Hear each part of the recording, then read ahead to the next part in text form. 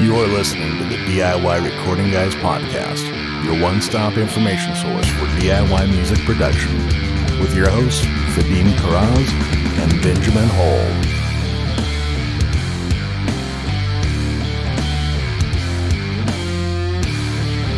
All right, welcome to the DIY Recording Guys podcast. I'm Vadim from Calm Frog Recording. And I'm Ben from Dreamloud Studio. What's new, Ben? Not much, Vadim. Bring Me the Horizon just dropped a new single this Friday, so I've been jamming out to that. I haven't heard it yet. And I heard something, you told me this week. What are they doing? They're doing like 4 album releases in 1 year or something? So apparently that's not confirmed, because I read the follow-up to the article, but it was a interview, I think it was a Loudwire interview with Ollie Sykes, the lead vocalist from Bring Me the Horizon, and he said that their band's goal is to do up to 4 albums this year, and the idea is they're each going to be concept albums, at least from a genre perspective. They want very distinctly different sounding albums. Okay, that's cool. I guess that's what like happens whenever... Yeah, I do too. I guess that's what happens, though, whenever you have like a high-level band that's not able to tour. You're just cooped up and you're just writing massive amounts of music. Yeah, that's a good point. I didn't even think about that. Do you remember the band Hum from the 90s? I think they're still around. I just saw somebody... That's what I'm saying. I think they just released an album. They just did release an album, because I saw somebody... It was a sidebar article that was talking about the best new albums or singles to listen to, and it listed Bring Me the Horizon and Hum. So I saw this morning, I was just scrolling through on Google Play, like, what are the new releases? And I saw Hum, and I was like, no way, it can't be... It's got to be some other new band called Hum. And I just hit like play on the first 30 seconds of track 1, and I was like, this might be the right band. So it is, man. Yeah, that's crazy. I'm excited. I downloaded it, but I haven't listened to it yet. All right, well, we have a guest episode today. Our guest is Kareem Guy. Kareem started his career as a producer and an artist himself, as many of us do. And within his group of friends who were also working on music, he quickly saw that there was a need for artists to develop their self-promotion and business skills. And he's since started Keyz to the Game, which is his outlet for being an industry coach and basically providing content and paid coaching and some free coaching as well to artists looking to step up their promotion game. We got interested in him because of a free PDF he has out, which is a kind of step-by-step guide for releasing your music. And that's pretty much what we focused our discussion with him on. Yeah, for the most part. He's got a lot of really good free content out there. I mean, we start really pre-release. We start kind of like, what are things artists should be considering as they're recording music to get ready for their release? And honestly, some of the stuff I didn't really know about. Like, we talk about PROs, which are performance rights organizations. We talk about the importance of ISRC codes, of maintaining your music catalog. Then, as you're approaching the release, we talk about the importance of content and some strategy for figuring out where to get content, which is sometimes tricky to do, all the way through what you do post-release. The other thing that Kareem went into as well is just talking about some unique strategies for getting on top of your social media game, especially nowadays where a lot of these platforms are kind of oversaturated with content and everybody and their mother is on there with a band or business that they're promoting. He was talking about some really unique ways to kind of be thoughtful and not only have good content, but planned content in advance, because it's so difficult to be trying to create content basically on the go every single day. So the more planned and thought out you can be about this, the better. Yeah, check out the show notes for access to some of Kareem's free material. He's got a webinar out there right now, and as well as this release blueprint PDF. And we hope you enjoy the episode. Today's guest is Kareem Guy. Kareem, welcome to the podcast. Hey guys, thanks for having me. It's a pleasure. Yeah, we're really excited to have you here. I ran into some of your content originally on Instagram. I thought I had the longest free ebook out there. I really did. But I think you have me beat. I think you have me beat. I always download these free ebooks, and yours was really good. So I was like, I got to reach out to this guy right away. So we got a lot of questions for you. Okay. But before we get into that, maybe just take some time and tell us about your musical journey and how you got to where you are today. So basically, I always had a passion for music. As far as 2006, I can remember having a bunch of buddies in middle school, and we would go to my buddy's basement. I'd bring my laptop my mom had just bought me, and we would take a mic, like a 3.5 millimeter head jack mic, and we would hang it from the ceiling in his basement. And we would put on an audio recorder on my laptop, and then we would play the song in the background on a studio on like a little system setup that he had in his basement. And then we would take turns jumping in, recording, and we would all sing the hook together. So yeah, that's awesome. Yeah, as early back as 2006 is when like my journey really began. And then it was one of those things that I kind of just never let go. Like from that very moment that I had just described, I never really stopped making music after that. You know, like I always took out time to find some instrumentals and, you know, write some stuff out. And it really took a huge turn in about 2012, back when I was in college. And some cousins had reached out to me, and, you know, they invited me to come and record in a home studio that they had. And, you know, long story short, I linked up with them, and they showed me that there was an actual way to record music. And, you know, that involved using a digital audio workstation, having your interface, using Pro Tools, you know what I mean? So I got introduced to all of that stuff, and it really pushed me to be more of an artist than I had ever been. And then I kind of fell back on that because as I got introduced to new things with them, I took on different roles that I became infatuated with that would help the overall music machine grow, because we were all artists, you know, so every single one of us benefited from someone picking up a new skill. So what I did was I picked up a bunch of different skills like video editing, web design, learning how to really put together promotion strategies on Instagram. I played the manager role. I even decided that I wanted to produce for a little bit, so I have some FL Studio experience. So, you know, as years gone by of us being a team, I've taken on so many different roles, and in every role there was something very unique that I noticed, and it was that at every single role that I played, there was some type of need for it in terms of the overall music machine, and there was elements to it that a lot of people were lacking, and even, you know, my team were lacking, but I knew that there was more to it, and that led me to be in the position that I'm in now, which is, since I've played so much role, I've gained so much experience in every single role, and I decided to take that and centralize it and give that back in the form of education for artists, because there's a lot of things that I see artists doing or not doing rather, that, you know, they definitely need to be paying attention to, and definitely need to be zeroing in on. And I'm only aware of that because of all the roles that I played leading up to where I'm at right now. So this educational role has been by far the most successful role that I've played. It's been better than being the recording artist. It's been better than being the manager, et cetera, et cetera. And it's something that's really working. I've been able to build like a really cool base right now of people who like to take my advice. And I like to learn about this stuff and provide it to artists, because had I had this information back in 2006, who knows where I would be right now. You know what I mean? You know, yeah. So I just find that being educated as an artist is highly important, because it's one thing to be a creative, but there's also the music business side as well to this whole, you know, overall industry. Did you find that you gravitated towards those roles, or was it kind of like the people on your team, the people you were making music with, weren't really interested in that? And the reason I ask that is because this is I'm really interested in talking to you, because this is something that I struggle with myself, and I found that as a DIY musician, the effort it takes to get a piece of music to where it's ready to release is so grueling that I found that like in my past, I never had the energy to like do any of the other stuff, right? So talk a little bit about how you fell into that and what your experience was with that original team. So it's funny that you mentioned that, because that kind of was somewhat of the position that I was in. It was a little bit of hybrid of both your questions.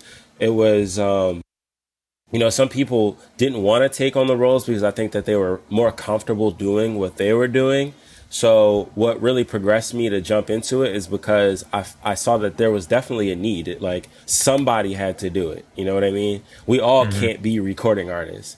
You know what I'm saying? Like we all, or we can all be recording artists, but we all can't just focus on being recording artists if we want to, take our situation to the next level. So that's what kind of forced me into taking on all those different positions. And honestly, I'm glad that I did, because it definitely made improvements. And going forward, now that I have a platform solely dedicated to it, I'm really reaping the benefits of all my labor right now with all the great feedback that I get from people. So in essence, what stands out to me about your story is how instead of taking maybe a more inward focus, like I know that I struggle with, and a lot of other people think, what am I good at? What am I bad at? I'm going to do the things I'm good at and ignore the things that I'm bad at.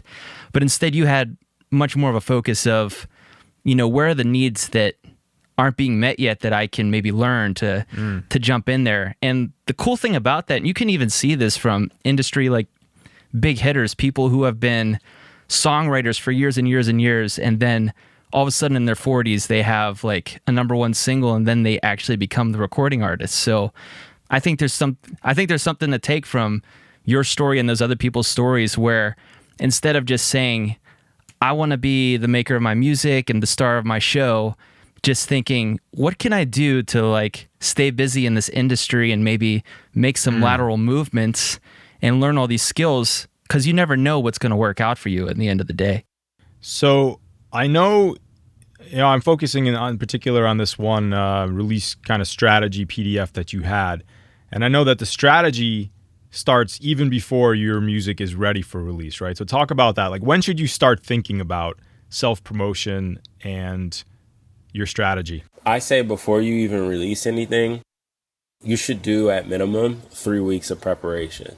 And that's if it's a single. If it's an album or something like that, maybe add a couple weeks onto that, just because that is obviously a bigger body of work to prepare for. So there's a lot of things that you're going to want to have handy for that. But as far as like a typical single release, I say you need to spend at least 3 weeks preparing, just because there's so much involved in having a successful music release. So you want to make sure that you have all your ducks in a row and you have everything prepared. It's like, if you take an exam, are you just going to go and take the exam, or are you going to spend some time preparing before the exam before you take it? You know what I mean? So the same concept applies for being an artist, being an artist. You want to make sure that you take the time to just make sure that there's no cracks in your release and it's just flawless as possible. I say as possible because there's some things we can't predict, but have it as flawless as possible, and just make sure that you don't miss any steps. Okay, so where's the right place to start? Let's say you're an unsigned, DIY musician. Maybe it's your first release. Maybe you've had a previous release that kind of was a dud, in that, not that the music was bad, but it didn't gain any momentum. So now you're in the process, you're writing songs, maybe you're getting started with the recording phase. Where do you start in terms of planning for the release? This might be one that I don't know if most people would even think about this, but I think I start with split sheets, man. That's right. Awesome. Let's get into it. What is a split sheet? A split sheet is just an agreement between you and all parties involved in creating, whatever that musical piece that you guys decided to create. And in the agreement, it discusses who gets what percentage of what, and everyone agrees upon it. It gets signed, becomes an official document at that point. And it just reduces the amount of confusion later on, when money actually gets generated from the song. This may be a stupid question, but I'm pretty new to this world. So are we talking like is this something you can draft up yourself, on the Microsoft Word document or on a napkin? Are there legal templates? Should you have a lawyer involved? Like, what's the process? I mean, it's always great to have a lawyer for everything. But I don't think you necessarily need it for this, just because it's such a simple process. And I mean, you can definitely draft one up yourself if you want, but if it's your first time and you're new to this world, then you're not going to know what to include in it. So there's plenty of people who are very experienced at this online. All you have to do is just go to Google and find yourself a nice template. I'm in no way, shape, or form affiliated with this service that I'm about to mention. They don't pay me for anything. I just think they have an awesome service. But Songtrust is definitely a really cool service that has a very good template. So like literally all you do is go to Google, type in songtrust.com or Songtrust split sheet template, and it'll have everything you need on it, and it's pretty easy to understand. It's straightforward. But yeah, that would definitely be the first thing that I would take care of if I was starting that process. Ben, what's been your experience? I think you've gotten into split sheets in the past, right? With projects you've been working on. I totally agree with this, because just from my experience, even with my best friends, if you don't talk about it up front, people forget, even if you have the best intentions. And I can remember specifically writing an album with my band, and I remember I was at a party. It was me as the bass player with the singer at this party, and he was talking to his other friends, musician friends, about how he wrote this amazing chorus of this song, and I knew that I wrote that chorus. And in the process of going through all the recording, he had totally flipped the story around in his head, and he thought that he wrote that part. And it was no ill will on his part or not, but if you don't talk about that up front to get that all squared away, then things can get a little dicey after the fact. So I definitely think, and it kind of was like you were talking about, Kareem, where when we did finally do the split sheets, it was just on a Word document, just saying, hey, this seems fair. I wrote this song, you wrote this song, I wrote most of this song, so you'll get a bigger split of that. That's at least my experience. Okay. It's one of those things that you definitely want to do, because when money gets involved, you don't want to ruin relationships. Like, you know what I mean? Like, this will save you. This process right here will save you from a damaged relationship, or potentially damaged relationship down the road. And who wants that if that song that you made, obviously made generated enough attention for you guys to be recognized? You know what I mean? So that just means that you guys need to do more of what you're doing. And who wants that jeopardized by not doing something as simple as just establishing who deserves what when you get ready to release a song? Gotcha. Okay, so you have your split sheet. Maybe you're still in the producing phase. What else should you be thinking about? Making sure that I'm registered. Making sure that I'm signed up completely with the PROs. So ASCAP, BMI, and BMI for sure. All right, so again, I'm going to plead ignorance here, and I had this on our agenda anyway. What's a PRO? PRO is a performance rights organization. The PROs are pretty much very responsible for making sure that artists get compensated for all of their intellectual properties. So are you registering, when you're registering here, are you registering yourself as an artist, or are you registering the specific body of music that you're developing? Both, really, because if you do BMI, I know that you get like a code assigned to you, like a serial number, a registration number of some sort, and that's linked to you as an individual. But as far as the body of work goes, that has to be cataloged and copyrighted on its own separate accord. Okay, so who are the key players here? You mentioned a couple. Just maybe go down the list. All right, so key players here would be obviously ASCAP, BMI. There's another PRO, it's called CSAC. But if I'm not mistaken, CSAC is invite only. You can't go on their website and just apply, like how you can with BMI and ASCAP. Another huge figure here in this process too would be Songtrust, because just to revisit that, you like I said before, you do have to create a whole different profile for both ASCAP and BMI, which I believe they both have catalog management systems of their own. But if you want to get everything done all in one shot, if you go on Songtrust, you can sign up for BMI and ASCAP all in one location. Or if you already have signed up for those in the past, they'll ask for your ID, and you just import your ID, and it'll be able to pull data from there as well. And then basically, instead of having to go to each PRO separately or deal with each PRO separately, you just go to Songtrust and they do the job of all the PROs. Well, not so much the job of all the PROs, but they make sure that that gets handled in one central location. It's in one single location. So That's from cool. From an actual revenue generation standpoint, and this is where if I'm not mistaken, is it that, let's say, streaming services. So you have you put your song on Spotify, it gets some number of plays. Those distributions get funneled to you through the PROs. Is that how it works, or are the PROs the ones actually doing the tracking? So the PROs are doing the tracking too, because you basically have to put, and don't quote me on this, I believe it's called an ISRC code.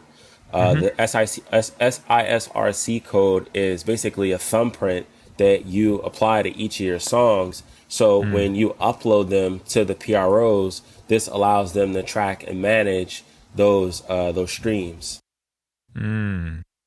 Gotcha. So once you've done your registration, when your music is released, you need to get that digital fingerprint, the ISRC code, and then you need to let the PROs know, hey, these are my songs, these are my fingerprints. This is mine. This belongs to me. This is Gotcha. assigned to me in various different ways. So those songs I put up on Spotify, let's see, it was 2012, and I wonder why I've never gotten a check. It could be that I just didn't go through the process correctly, not That's that it. nobody's listening to them. Yeah. And I mean, you do get a little bit of a payout from your online distributor. So if you have like CD Baby, TuneCore, so on and so forth, they'll give you a little bit of a payout. But if we talk publishing here, that payout is just a very small subset of all the streams of revenue that could be getting generated from those bodies of work. Just a small, Gotcha. very small subset, which most people don't know. There's several avenues of being able to generate income when it comes to making a musician. You just have to make sure your I's are dotted and your T's are crossed. If they aren't, then you're cheating yourself out of money, and then your money's probably going to end up a black box royalty. Yeah, that's a tricky thing about being a DIY artist, because nobody's going to do it for you. You have to do it all yourself. Right. Publishing is like one of those things where, it's like wizardry. Yeah. Understanding publishing is definitely trickery of its own, and it's actually one of the least desired things for artists to know about. But in my opinion, it's the most important. Which is why when you ask me where I should begin with this process, the very beginning is making sure I get paid correctly, just because of how much of a strenuous activity it can be. And it's very perplexing too. That's a great point. Speaking on publishing now, maybe this is a good jumping off point. I think the first chapter in your in the PDF I downloaded was signing a record label contract. So talk a little bit about that. Is that something you should consider? If so, when should you be considering it? And do you need it? In the beginning, you don't really need the help of a label, because labels are looking for you to be well established already. You know what I mean? Because at the end of the day, if they hand you an advance, that is an investment. And I don't know an investor on this earth that wants to invest without getting an ROI. So if you have nothing, substantial for them to have their eye on, that means that you still need to put in groundwork. And then putting in groundwork, there's lots of skills that, you'll need to acquire and learn about to make yourself profitable or very marketable. So in the beginning, you don't really need them. Even towards the end, or not so much the end, but even when you get to that point of where you attract them, you still don't really need them. But you could, if you feel like you've tapped out all of your resources, through your own efforts, and you do want to broaden your horizon, then that should be something that you consider at that point. But again, starting off, you can make that a goal if you want, but understand that, it may be a little further down the line and there's still a lot that you'll have to do before, you can even consider, taking the help from a label or expecting them to reach out to you. And I guess a related question is, should that even be a goal? Like, I'm not really clear myself on what the role in 2020, what's the role of a record label? Like, what is it going to do for you? Should that be a goal, to get signed? It doesn't have to be a goal, because there's a common misconception that you need to be a Drake or a Rihanna or a Jay-Z or a Beyonce or something like that, of that magnitude. And, if that's what you want to do, great. They make awesome money. You know what I mean? But if you do everything right as a DIY musician, you can have a very, very comfortable living without having to have your name in anywhere, shape, or form associated with a record label. So you can do just great without the help of a label. But if you're somebody who wants to be a Drake, Beyonce, Rihanna, they all had the common thing that they have with them is they have major record labels backing them. Drake actually, I watched an interview. His label says that he has no budget. Whatever he wants to do, he can do. You know what I mean?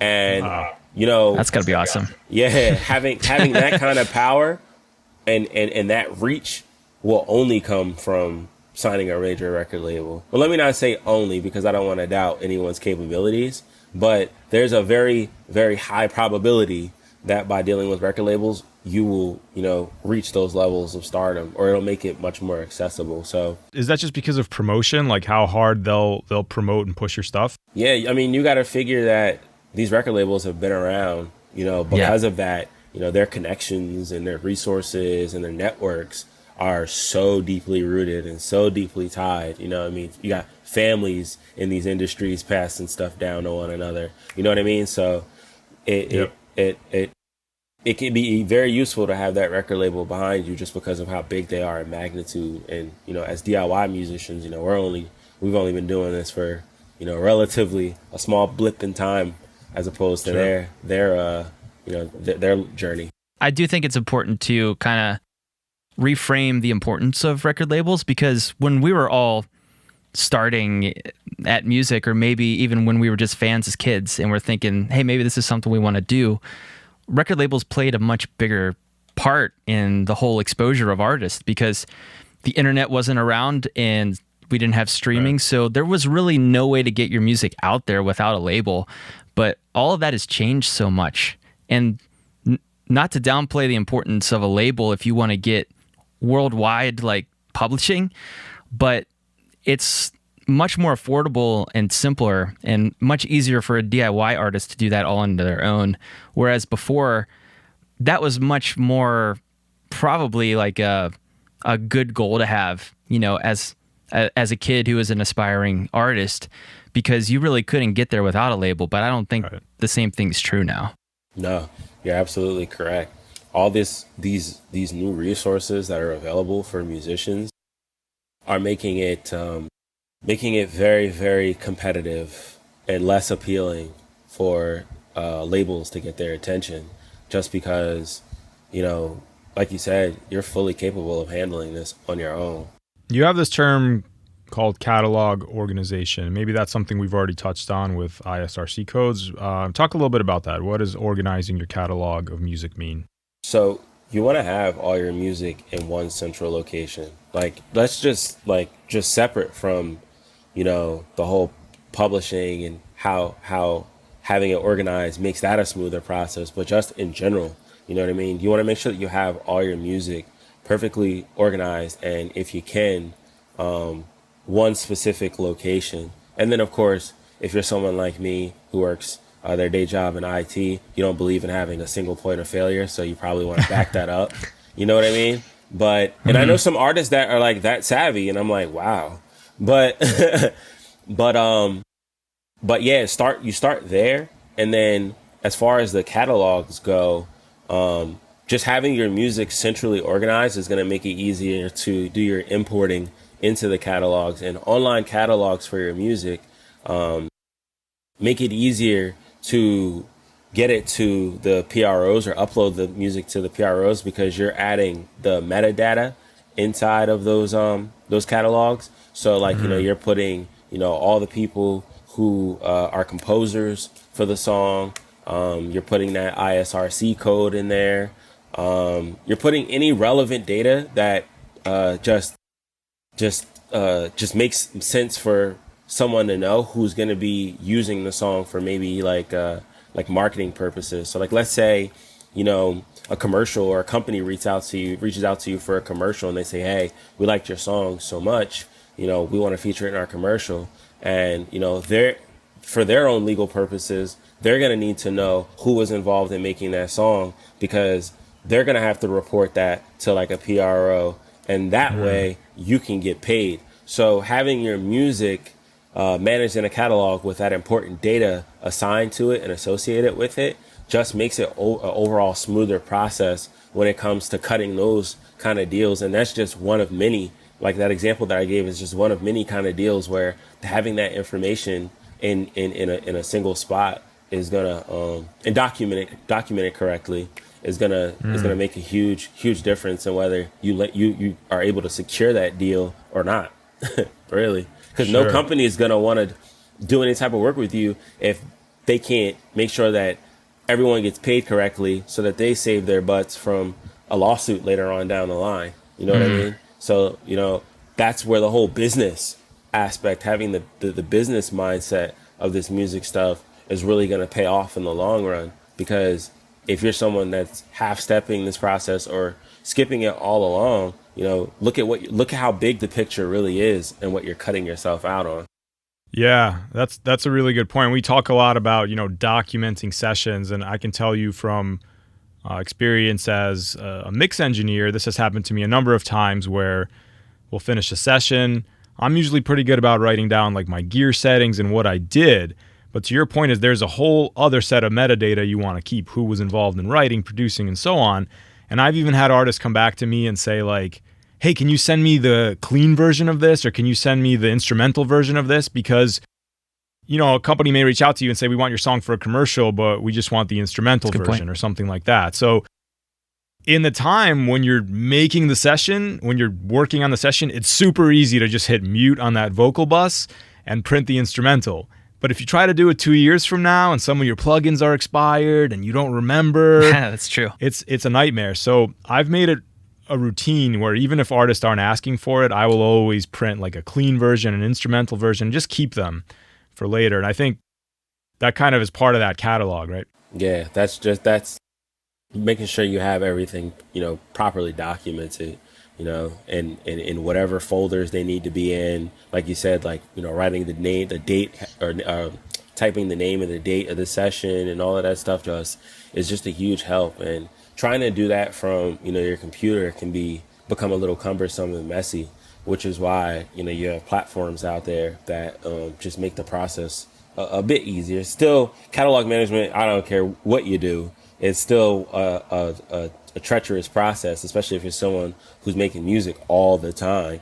You know what I mean? That would definitely be an annoying of a process, but it's still necessary. So, what are some services that are doing this? Sorry, before we move on from that, is that like SongTrust? Is that one or no? SongTrust definitely allows you to do. I sat in on a webinar that they had for publishing, and I asked the question on the webinar, like, do you guys have catalog management? And they say, yeah. And MusicSpace.io is another one.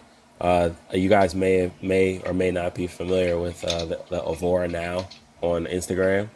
They also have like really, really good tips for musicians, and they launched their own service called MusicSpace.io. It's really cheap. Okay. It's super affordable, and from what I've seen through their marketing, it looks like it's definitely worth taking a look at. And then there's some more out there that I don't know the name of off the top of my head, but if you just Google music online catalog management in Google, you should definitely see some in the result. Just a quick interesting story about how important it is to stay organized. I remember listening to an interview with Linkin Park, and I just looked it up. They're signed to Warner Brothers, probably the largest, if not one of the largest record labels out there.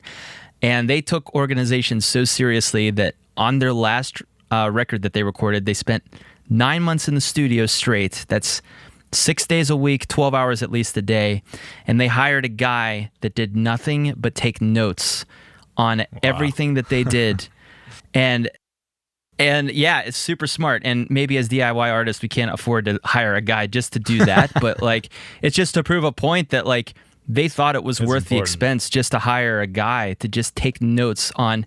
That was everything from what songs did they work on, who wrote what parts, where did they store the songs, what settings did the guitar player have on his amp when they were like everything. And he said that he put together multiple 3-ring binders just of their whole experience in the studio. So I just thought that was really interesting. That is intense. Yeah. But I totally understand it. It's like being a doctor and needing a medical scribe.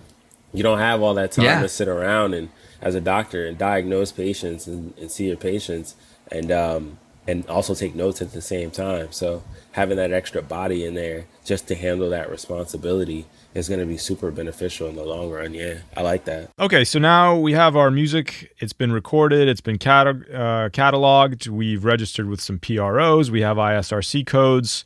What's next? First off, how much money you're going to want to put behind this campaign. Creating a budget.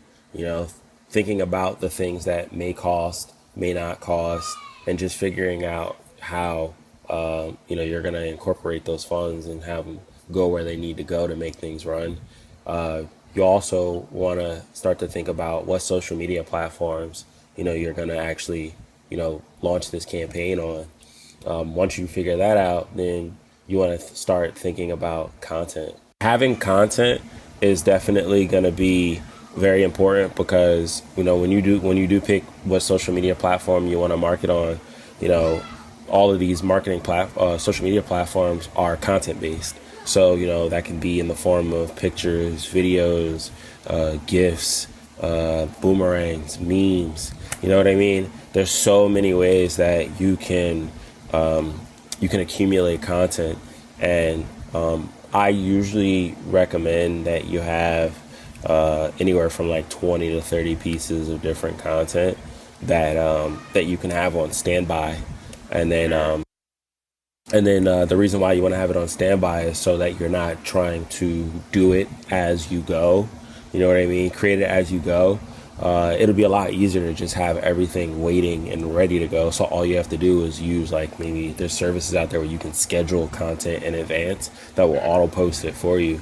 So you can literally, just with having those things in mind, schedule out your release literally up until the day of. And really all you have to do is sit back and watch everything happen and moderate it whenever you need to. Yeah, for sure. Always having that mindset of is this a content capturable moment? And most are. If you're in the studio, if you're in your basement recording with your friends, there's a ton of content you can generate just from that, even from silly stuff.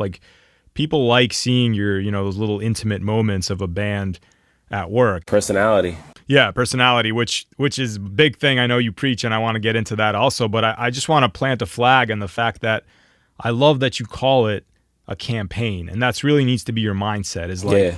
You need to treat it like a project. You need to project manage it. You need to have a budget in place. You need to have your strategy. Like you said, which social platforms are you going to use?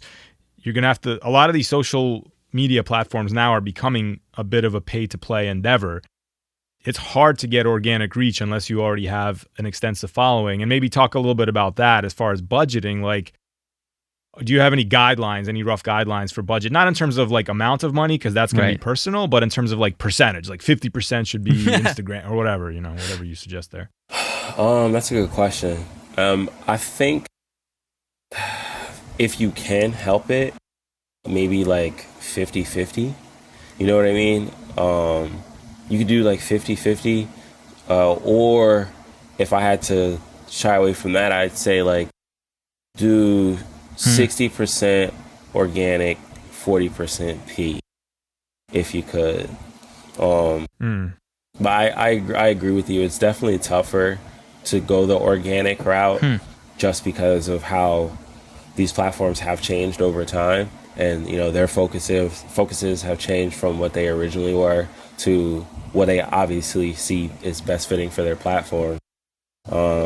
But revenue.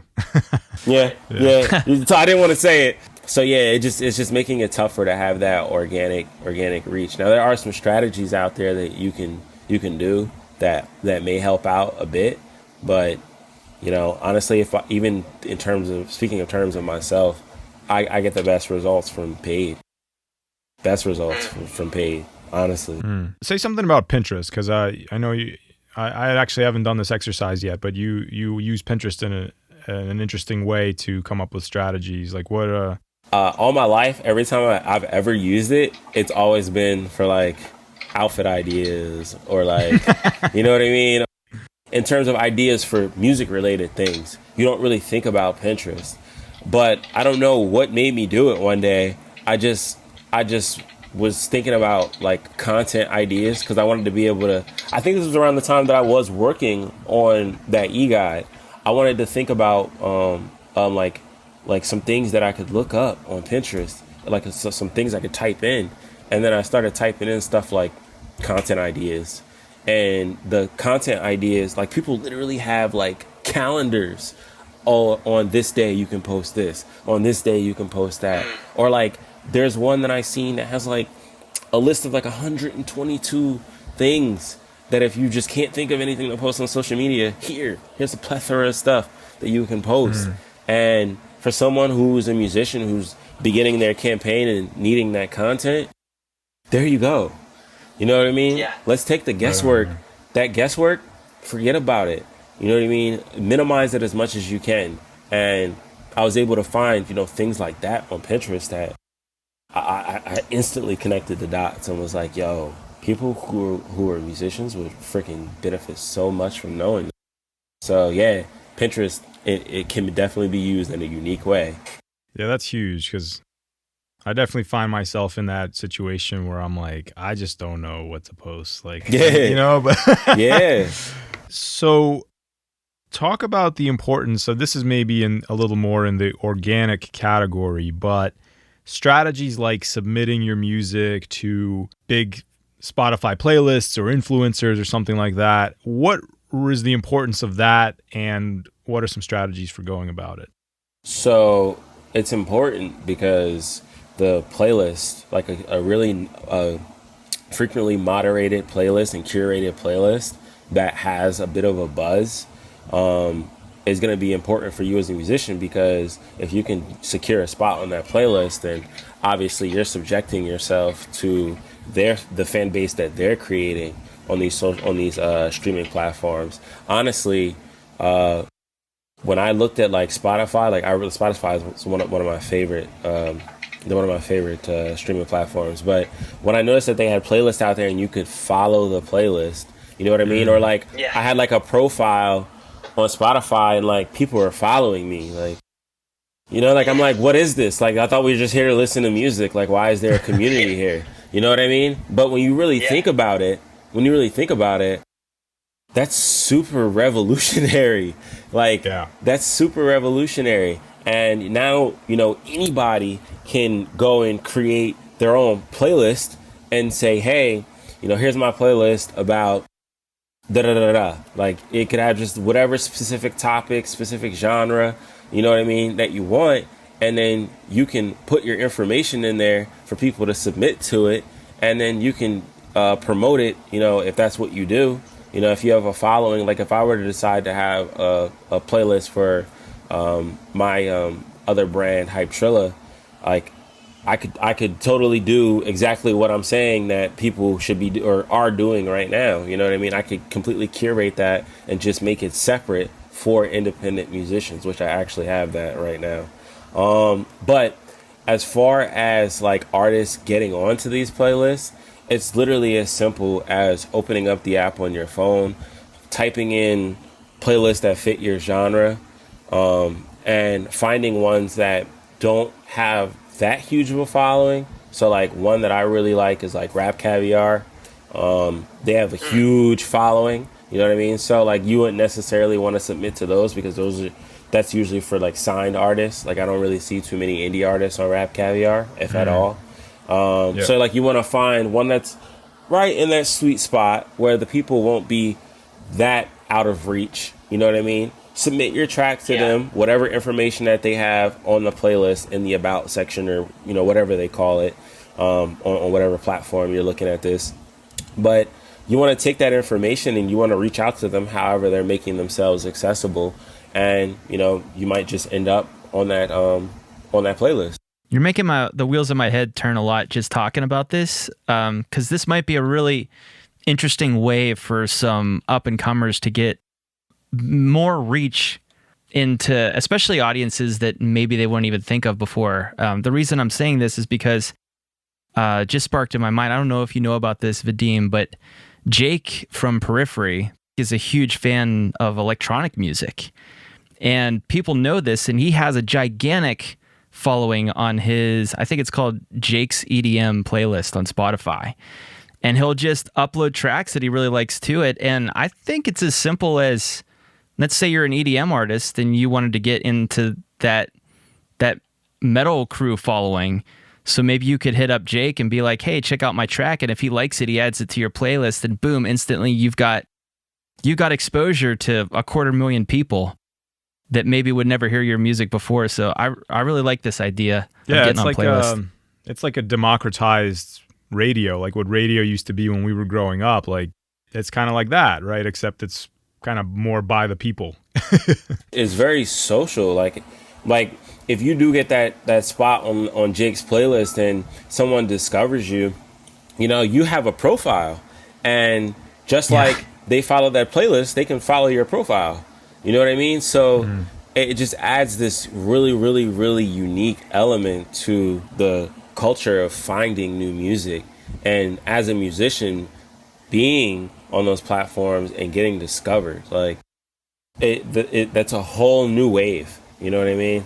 Yeah, that's a really good point too, because back when I was growing up, or high school, college age, it was all about going to blogs to find new music coming up. But like, it's like these playlists are the new blogs, essentially. Because when I first started listening to Spotify or using Spotify back in 2012, so like this was before, you know, the whole social element. Like it was just strictly music. Like it was just a place where you would go that you could just listen to whatever song you want on demand. And it's just very, very interesting to see over time how much they've really rose to the occasion, and you know, can literally make or break artists. Yeah.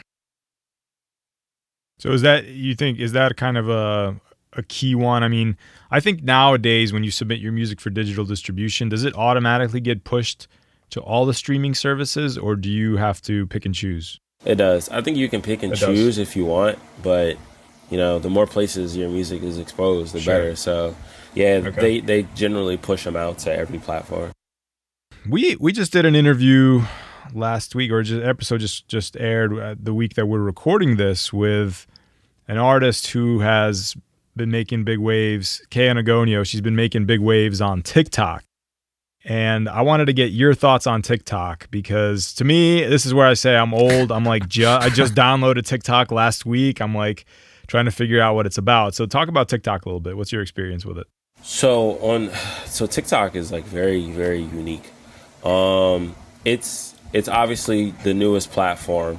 And what's crazy about it is I was thinking to myself one time, like, we have all these social media platforms out right now that we've just been accustomed with for almost a decade now. You know what I mean? And then something just struck my mind, like, what's next? You know what I mean? Like, what's going to be the next thing? Like, what is going to be the next big thing? Because, like, obviously all these services are trying to put out features to kind of, you know, increase the longevity in the situation that they have going on. But when I thought about it, I was thinking more along the lines of who's going to come with something unique, like something very significantly unique. And lo and behold, TikTok.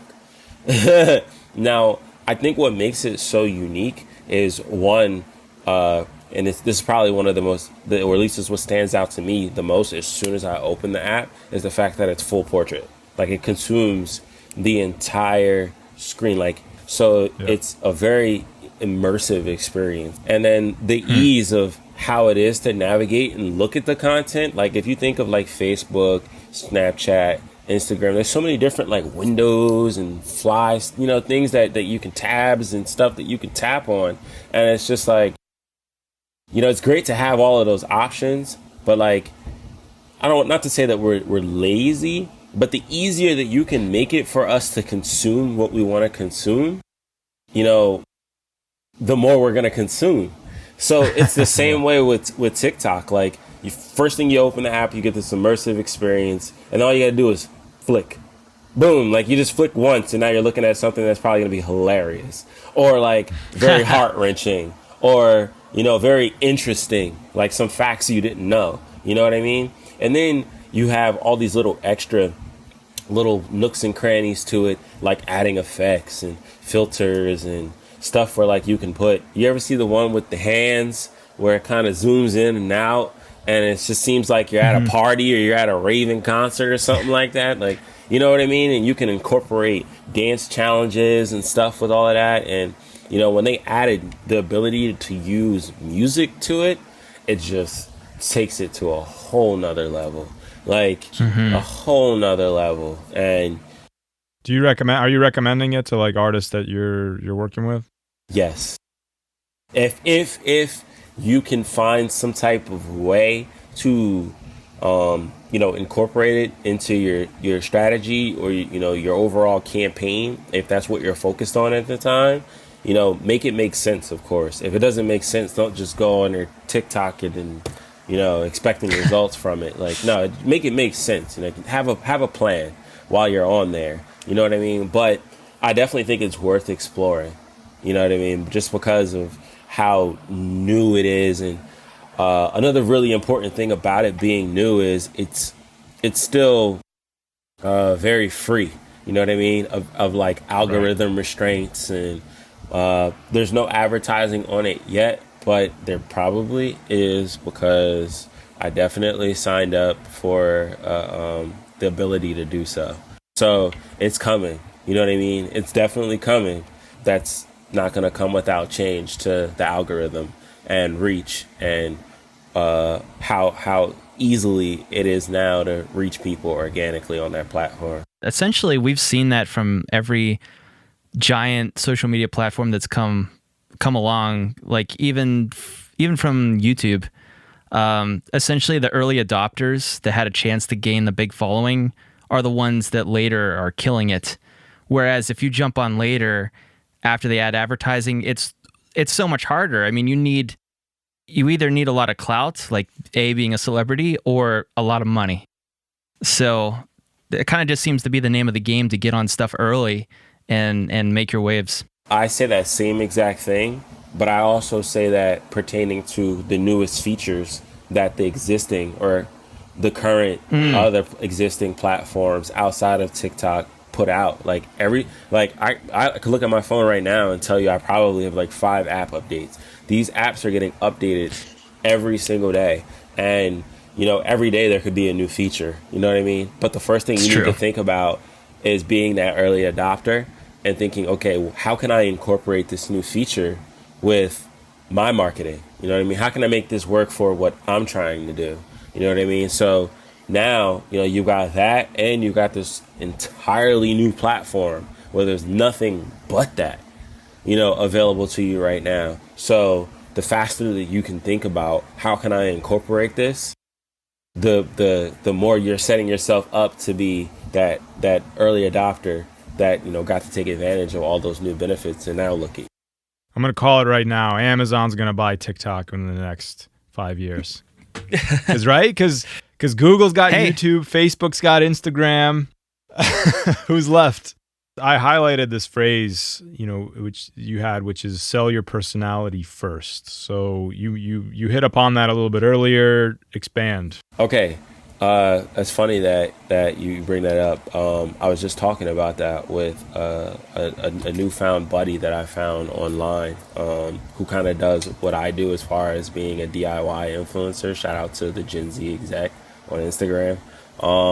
We were talking about how important it is to really sell your personality first, because think about it like this: our music is a product. You know what I mean? No matter how much it's hard for you to think of it that way, just because, you are the creative, you're not really looking at, your music like a product. You're looking at it like, this is my experience and I'm just putting it in a digital form.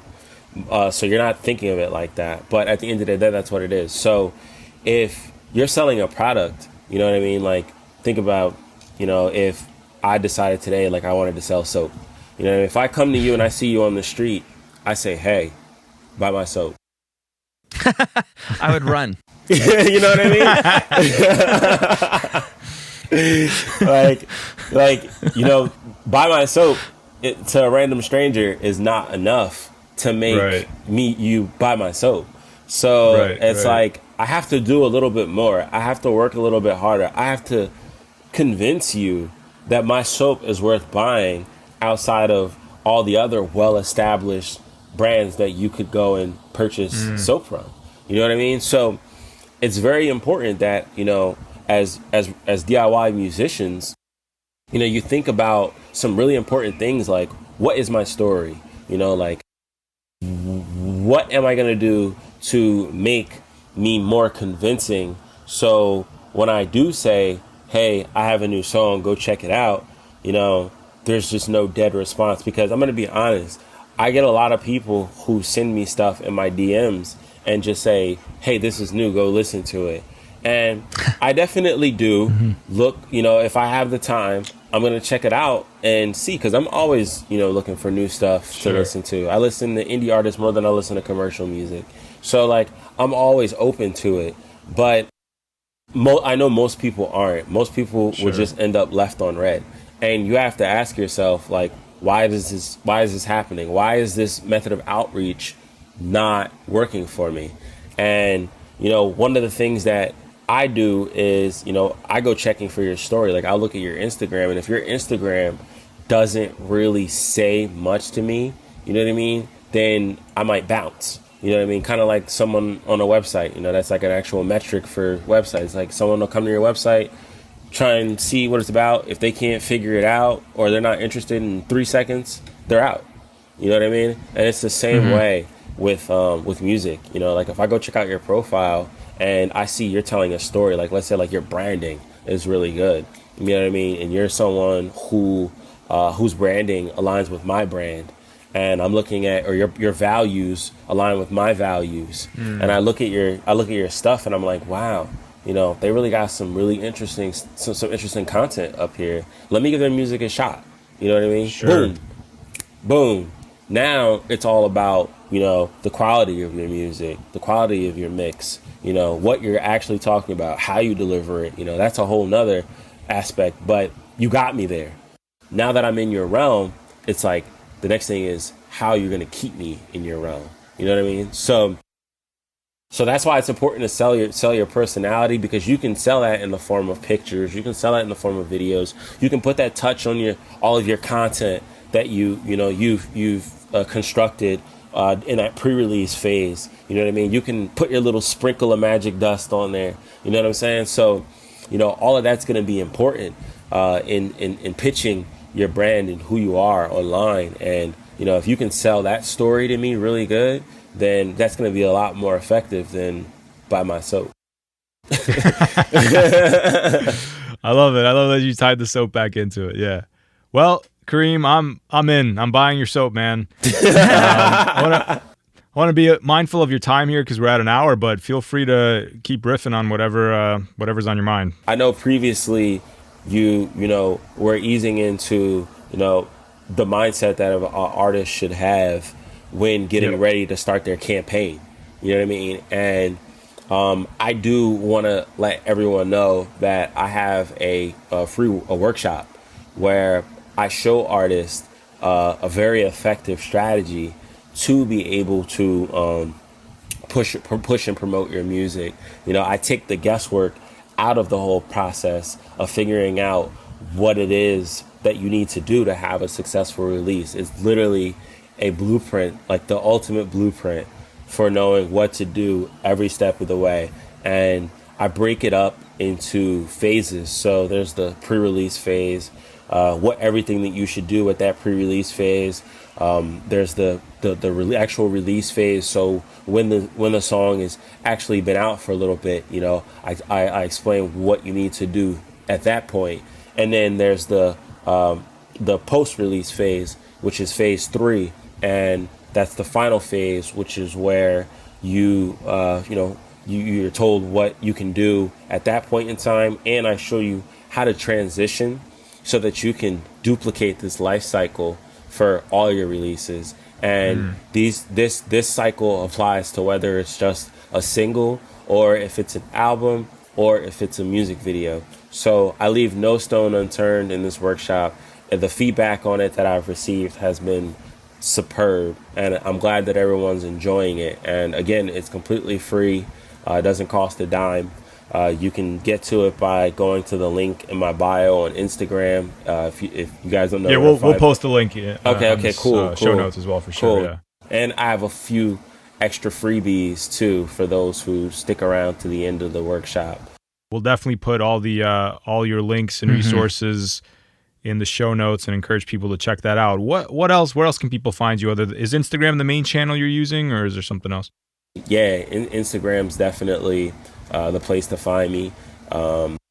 You can also see some of my videos on YouTube too. So like basically all the videos that I put on IGTV, I try to also upload them to YouTube as well. And I do have a website too. The website's Keyz to the Game. All across the board. On the website is where like I'm gonna post like exclusive content for people who are in my world or in my realm. And I also have like individual services too. So if you're someone who really, really just needs that guiding hand, I do offer coaching services to be able to help you craft whatever it is that you need help figuring out that you want to craft. So I get to add my own little personal touch on your development, which is awesome for both of us. If you go to the website keyztothegame.com, right at the top of the website, you can actually do like a free 15-minute with me, and we can talk about what exactly it is that you want to do, or like where you see yourself or what goals you have, and then I can help you.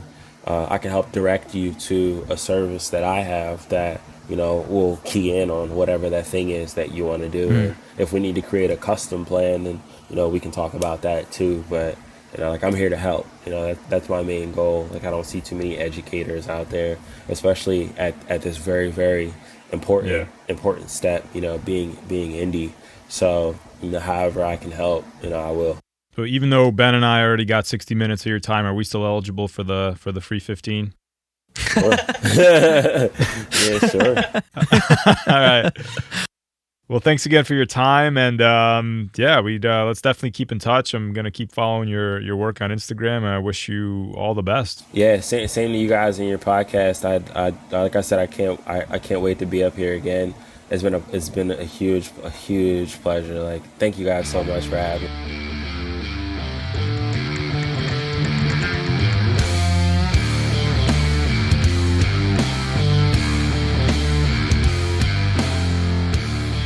If you're enjoying the podcast, take a minute to leave a rating wherever you like to listen to it, or share it with your friends on social media. Also, Benjamin and I are working engineers, and we love helping people turn ideas into finished productions. So if you're interested in working with one of us, or just want to discuss a project you're working on, reach out.